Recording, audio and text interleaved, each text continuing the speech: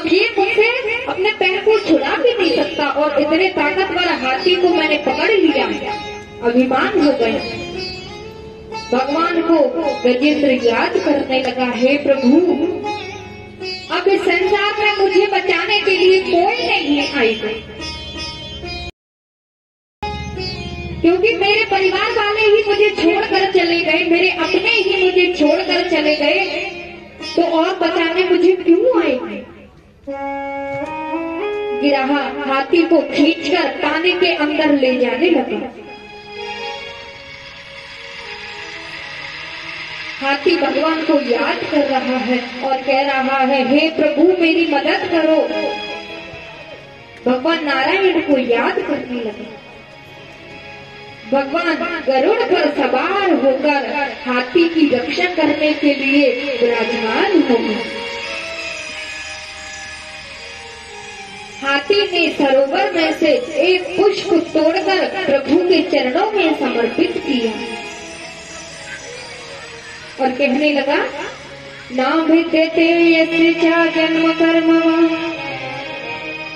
ना नाम रूपे गुणदोष एवं तथापि लोके व्यप्य संभाव्यम् स्वमाययां तान्येन कालः प्रच्छति। हे प्रभु मेरी रक्षा के लिए आप स्वयं चलकर आए हैं। भगवान ने हाथी को सूंड खींच करके बाहर की ओर खींचा।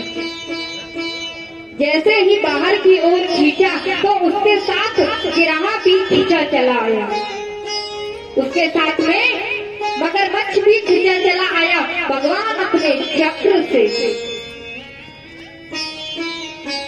प्रभु नारायण ने अपने चक्र से गिरहा के सर को धड़ से अलग कर दिया।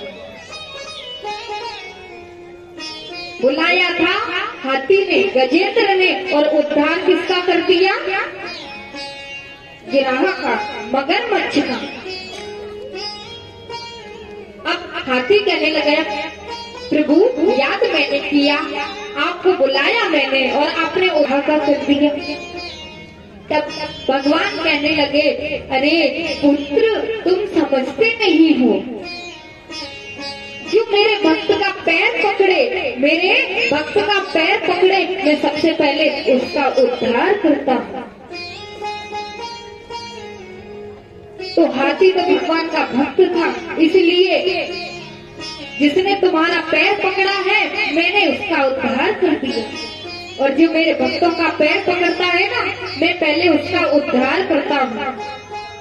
और जब सारे बल छीड़ हो जाते हैं ना, बल यानी ताकत, कोई भी बल काम नहीं करता, तो भगवान स्वयं उसकी रक्षा करने के लिए आते हैं। अब भगवान के चरणों में उसकी मुक्ति हो जाती है। किसकी?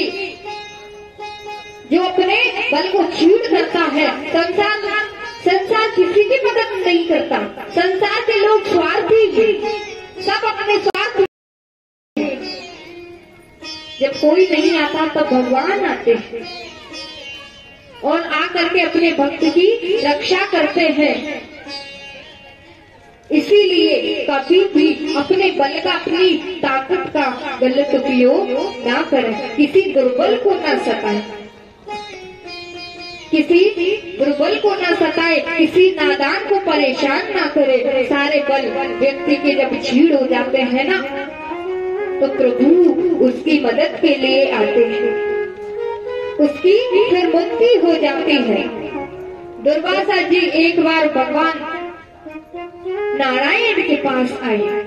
दुर्वासा ऋषि जी एक बार भगवान नारायण के पास में आए। भगवान ने अपनी प्रसादी माला दुर्वासा जी को दी। अब सुखदेव जी कहते हैं, अपरीक्षित सुनो, दुर्वासा ऋषि ने ना वो माला भगवान नारायण ने दुर्वासा जी को दे दी। तो दुर्वासा जी को वो माला पहनाई। दुर्वासा जी उस माला को लेकर चले गए। कहाँ? सीधे इंद्र के पास। जब सीधे इंद्र के पास गए, इंद्र ने दुर्वासा को भोजन करवाया। जब दुर्वासा ऋषि को भोजन करवाया तो दुर्वासा जी ने अपनी प्रसादी माला इंद्र को पहनाई। किसको? इंद्र को पहनाती, और हाथी ने माला को पैरों के नीचे दबा दिया। उस हाथी ने माला को पैरों के नीचे दबा दिया तो परिणाम क्या हुआ पता है? इंद्र को लक्ष्मी से अलग होना पड़ा। अलग होकर इंद्र के राज्य को बलि महाराज ने छीन लिया। बलि ने छीन लिया, बलि ने छीनकर दैत्य लोग सम्राट बन गए। बलि ने छीना और दैत्य सम्राट बन गए। फिर दैत्य को लक्ष्य करके प्रभु ने समुद्र मंथन करवाया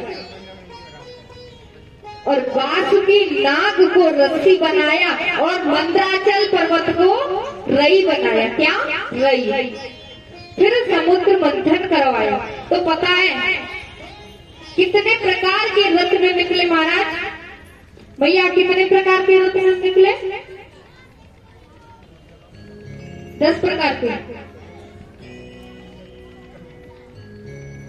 14 प्रकार के रत्न निकले समुद्र मंथन से। लक्ष्मी गौतम परिजात कसुरा धनवंतरे चंद्रमा धेनु काम दुदा सुरेश्वर गजो रभ्याम विदेवागनम अश्व सप्तमुखो विषम हरिधुन शंखो अमृतम चाम्ब बुधे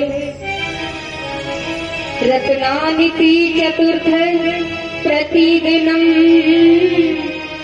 कुरुर्वन्तु वो मंगलम। तो 14 प्रकार के रत्न उस समुद्र मंथन से प्राप्त हुए। सबसे पहले क्या प्राप्त हुआ? महालक्ष्मी। दूसरे नंबर पर कौस्तुभमणि, तीसरे पर, चौथे स्थान पर मदिरा, 5वें स्थान पर कामधेनु गाय, 6वें स्थान पर धनवंतरी, 7वें स्थान पर है चंद्रमा, 8वें स्थान पर ऐरावत हाथी, 9वें स्थान पर अप्सराएं, 10वें स्थान पर है उच्चेश्वा घोड़ा, 11वें स्थान पर धनुष, 12वें स्थान पर विष जिसे हालाहाल कहते हैं, 13वां शंख और 14वां क्या प्राप्त होता है? कौन सा रह गया? ये 14 प्रकार के रत्न प्राप्त हुए समुद्र मंथन से। प्रहलाद जी के पुत्र बलि महाराज हुए। कौन हुए? बलि महाराज, जो दैत्यों के राजा हैं। 12 भागवतों में बलि महाराज का वर्णन आता है। राजा बलि ने अपने गुरु शुक्राचार्य से कहा, हे गुरु, हम देवताओं से परास्त हो गए हैं, हार गए हैं। हे गुरुवर, एक बात बताओ, देवताओं ने अमृत का पान किया, इसीलिए हम उन्हें नहीं हरा सकते। क्यों नहीं हरा सकते? उधर क्या देख रहे हो? क्या कह रहे हो? क्या कहा हमने भी?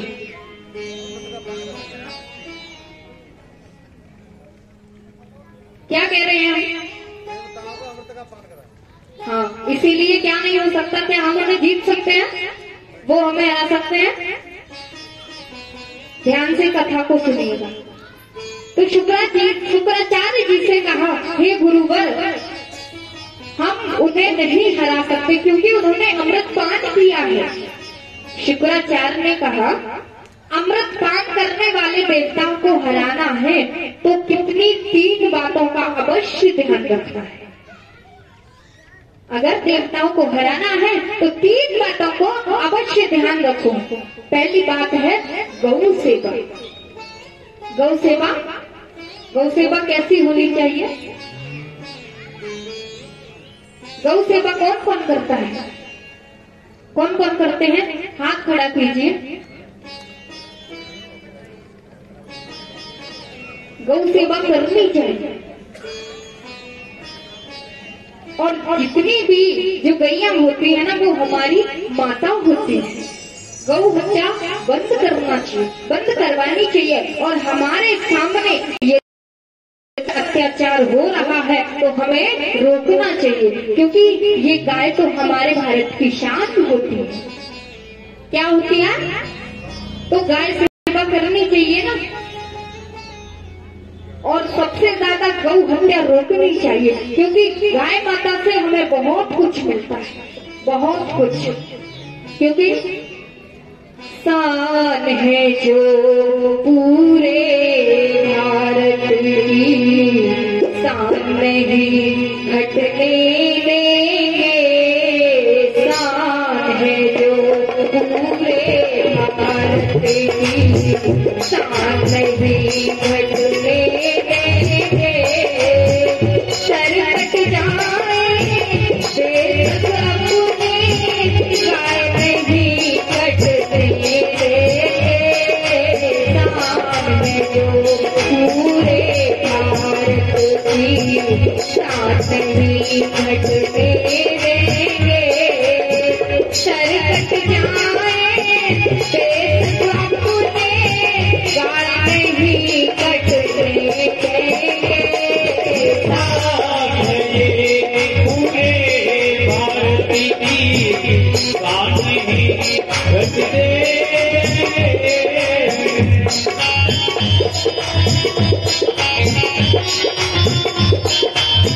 जय हो, दोनों हाथों को ऊपर उठाते हुए।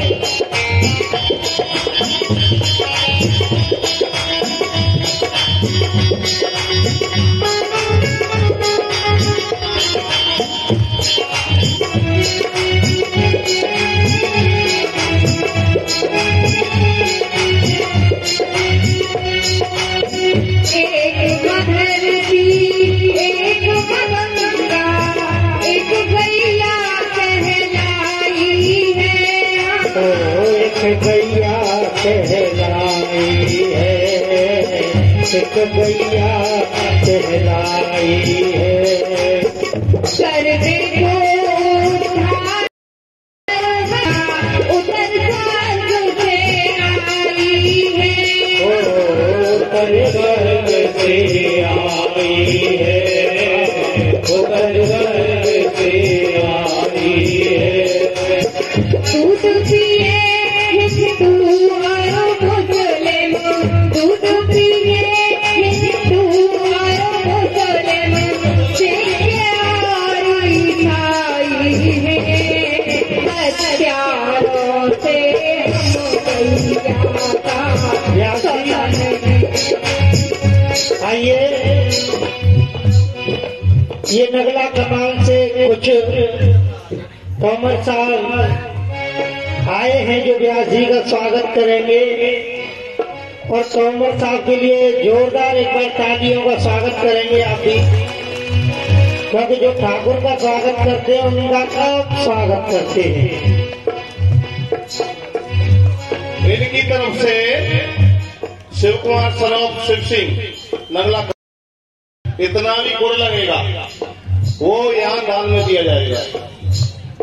और भंडारे में चावल जितने भी लगेंगे, पूरन सिंह तोमर, राम कुमार सनोप पूरन सिंह तोमर, जितना भी गुड़ लगेगा भंडारे में वो अर्पण करेंगे, यहाँ दान कर रहे हैं। और इस समय कह रहे हैं कि जितना भी गुड़ लगेगा, जितना चावल लगेगा, ये दोनों व्यक्ति कर रहे हैं। बाकी मतलब व्यास जी तो कुछ स्वागत है, मतलब उसके बाद में परिषद जी का स्वागत किया जाए। श्री मंगल सिंह बरुवर वाले यहाँ आ जाए और पूरन सिंह जी उनका साफा बांध करके स्वागत करें। के पिताजी, के पिताजी मंच के पास में, और शिव सिंह जी उनका साफा बांध करके स्वागत करेंगे के पिताजी का।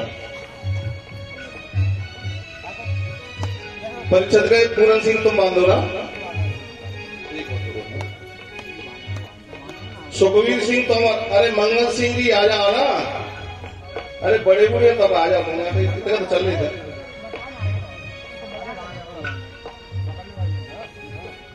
शिव सिंह मंगल सिंह के स्वाभाविक के पिताजी कहीं और वो आ जाए।